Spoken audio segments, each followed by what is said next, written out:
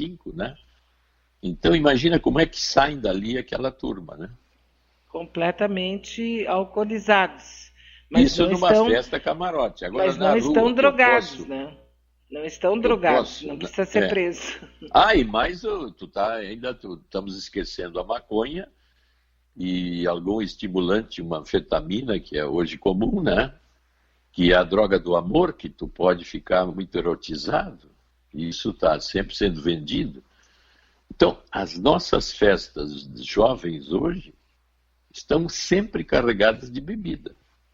Então eu vou para a rua com a minha mochilinha e nela eu posso trazer o que eu quiser, né? Claro.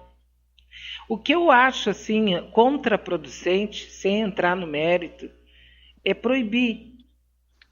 Porque daí tu cria uma fantasia para 1, 2, 10 pessoas de simplesmente ir lá e romper.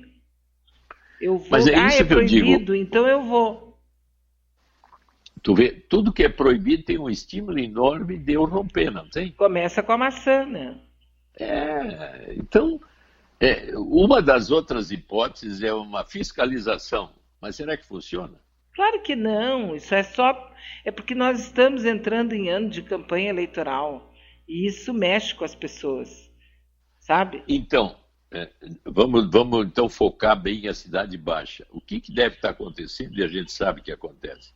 Uma gama enorme de moradores fixos estão fazendo cada vez mais uma campanha, porque essa é a zona dos barzinhos, né? Uhum. E de todo aquele aglomeramento de pessoas que vão lá e tem N bares abertos e por aí afora. E eu não quero dizer que eu fique no bar, mas fico ali na frente.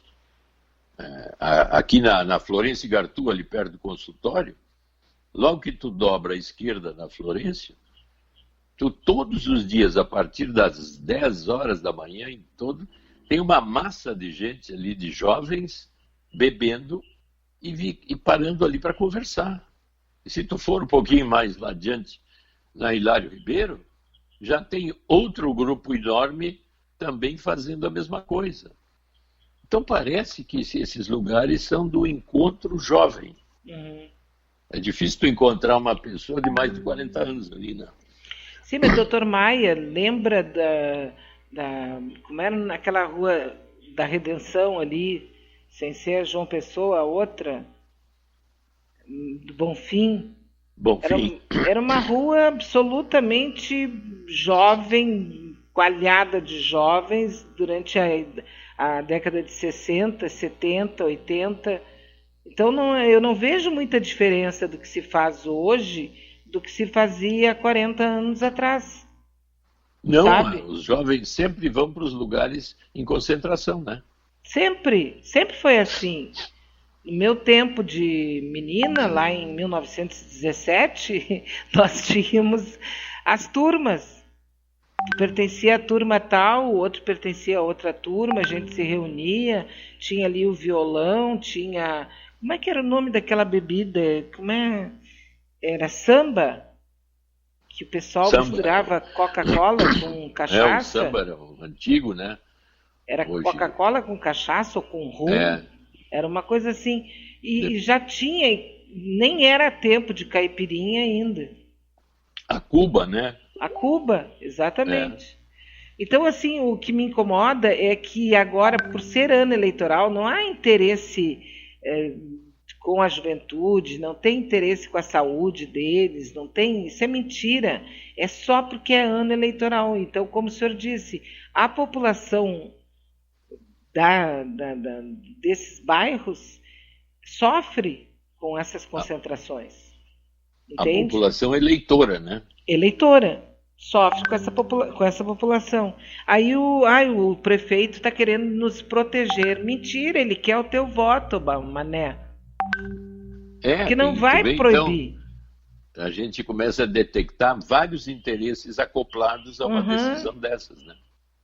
Que não tem nada a ver com a qualidade de vida do jovem, porque eles não estão interessados se esse jovem consegue emprego, se o emprego desse jovem é digno, se ele tem uma casa para morar. Não, eles querem ajeitar a sua imagem com os moradores da área. Exatamente. Então tem interesses econômicos e políticos. Total, sempre acoplados.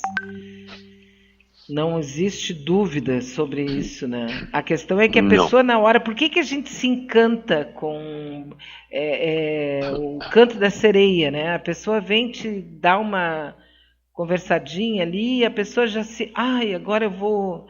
Ninguém para, assim, para colocar em dúvida, para raciocinar. Como o senhor disse, quem é que vai fazer a investigação não, quem é que Fiscalização. Fiscalização. A polícia vai chegar dando porrada nas crianças, nos adolescentes, nos jovens? Como é que vai ser?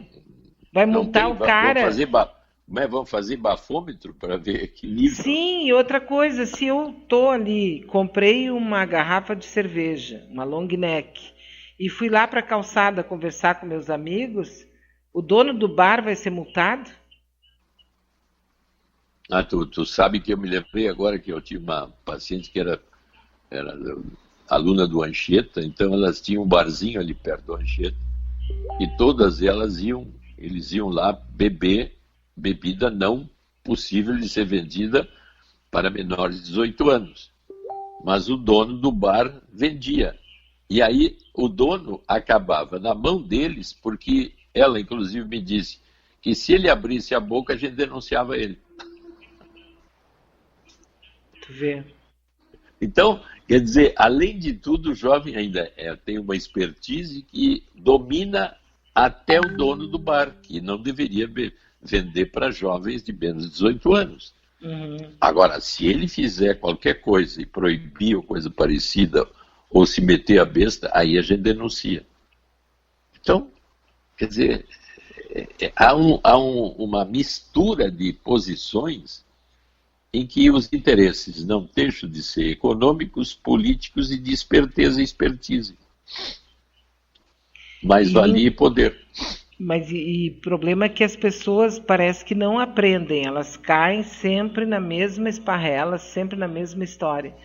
Isso que me impressiona, sabe? É como se nós não conseguíssemos amadurecer. Mas aí entra isso que a gente sabe, ou é radicalização de não proibir tudo, ou radicalizações de liberar tudo. E entre essas duas posições fica uma zona do meio imprevisível. Então, a nossa sociedade é que nem um pêndulo. Vai muito para a radicalização, depois volta para a liberação. E assim fica aquele pêndulo indo e vindo, que é uma das formas de nós querer nos aproximar do entendimento de como é que as coisas funcionam. Esse é um dos pontos chaves, difíceis até de entender, mas que sofre esse tipo de coisa, né? Como tu falou, política, econômica. Porque eles têm certeza que podem, né? Que podem usufruir isso aí porque dominam a mente das pessoas. Sim, se eu tenho mais poder, imediatamente eu começo. Se eu sou mais radical desse lado ou daquele, eu tomo posições de acordo com as minhas crenças. Ou de liberação excessiva, ou de repressão excessiva. E aí, então, as linhas da paranoia, né? Só para lembrar, o nome da rua que eu falei é Oswaldo Aranha. Oswaldo Aranha. Que era aquele onde tinha o cinema, te lembra? Sim, tinha ali, depois bares aquele muito velho famosos cinema, do João. Qual é o nome dele, famoso? Agora é um grande edifício ali. Baltimore. Sim, Baltimore. Mas era ali, tinha o bar do João, nossa, famosíssimo. Né? E aí as pessoas viviam em pânico ali naquela área. Então, assim, quando chega perto de campanha eleitoral, todos os prefeitos, de um modo geral, vêm com o mesmo papinho. Há uns anos atrás era derrubar o muro da Mauá. Sempre quando chegava em campanha eleitoral, tinha um candidato ou dois que prometiam derrubar o muro da Mauá em Porto Alegre. Segundo, era abrir o comércio aos domingos. Era batata. Chegava perto de campanha eleitoral, tinha essa discussão. E parece que as pessoas não se dão conta disso. Não, porque, como tu está se vendo, sempre que a política entra, surgem interesses os mais diversos. E todos eles marcados por linhas de interesse basicamente econômico, em que o poder que me dá a linha política de estar numa posição de mais comando, essa é uma característica constante no mundo inteiro, quer dizer.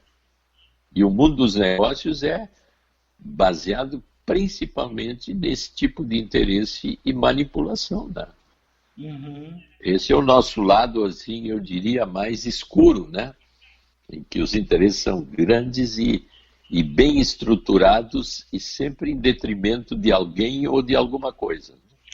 Muito bem, nós temos aqui uma pergunta do nosso amigo, o Ricardo Coelho. Vamos ouvi-lo? Vamos. Bom dia, vida. Bom dia, doutor Maia. Bom dia aos amigos Manaus Altas. Hoje pela manhã eu estava vendo um desses jornais locais aqui de Porto Alegre, né? E estavam passando a reportagem de uma mulher que ela sofreu um feminicídio, né? Então, todo dia a gente abre o jornal, a internet, né? E ouve sempre um caso de feminicídio. E ela estava contando, né, assim, a vida dela com o companheiro, e ela falou uma coisa que me chamou bastante atenção. Ela disse que eles viveram durante 24 anos, né, o casamento durou 24 anos, durou porque ele chegou a tentar matá-la, né, tentativa de assassinato. Ele deu 3 tiros, ela conseguiu ir para o hospital, se recuperar, e ele se matou, tá? Então ela estava contando que o casamento durou 24 anos, que eles tiveram filhos e tal, que ela tentou de todas as maneiras, assim, demovê-lo dessa ideia, né? Dessa obsessão que ele estava em matá-la, porque ele dizia: eu vou te matar, né? Tu não vai ficar com mais ninguém, tem que ficar comigo, aquele discurso, né? Aí ela disse assim: o casamento durou 24 anos e eu não sabia quem era ele, quem ele era. Eu não o conhecia e isso me chamou a atenção.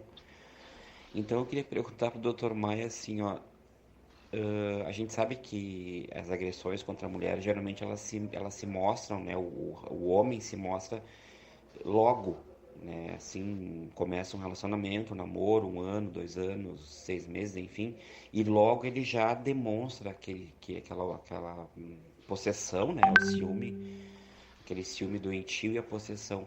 Neste caso, o que me chamou a atenção foi isso, Dr. Maia. 24 anos, né? Ele deixou vir à tona aí essa besta fera, né? Inclusive a Bia sempre fala que todos nós temos essa besta fera. Então eu queria perguntar para o senhor assim, ó, será que, não vou dizer pegar o sexo masculino, mas de um modo geral o ser humano, em algum momento da vida ele vai deixar essa besta fera saltar, essa besta fera tomar conta da situação, ou nesse caso dessa mulher aí e desse homem, né, que chegou a tentar matar, assassiná-la.